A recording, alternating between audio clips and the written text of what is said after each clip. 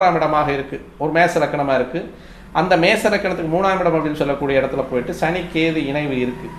அப்போ இது இவருக்கு திருமண தடையையும் திருமண தாமதத்தையும் இல்வாழ்க்கை அல்லாத துறவர வாழ்க்கையை கொடுக்கக்கூடிய ஒரு அமைப்பாக இருக்கும். இப்போ இந்த இடத்த தனுசு ராசியிலிருந்து நேர் 7ஆம் பறவையாக குரு பார்த்தால் அந்த தோஷம் அப்படின்னு சொல்லக்கூடியது கிரக இணைவுகளால் வரக்கூடிய தோஷம் நிவர்த்திக்கப்படும். இது உண்மை. இதில் எந்த விதமான மாற்று கருத்தும் தேவையில்லை. அப்போ 5, 7, 9ஆம் பார்வைகளுக்கு பார்க்குறார். 2ஆம் இடத்தை பார்க்குறார். கல்விஸ்தானத்தையும் குடும்பஸ்தானத்தையும் தனஸ்தானத்தையும் உயர்த்துவதற்கான வாய்ப்புகள் நிறையவே உண்டு.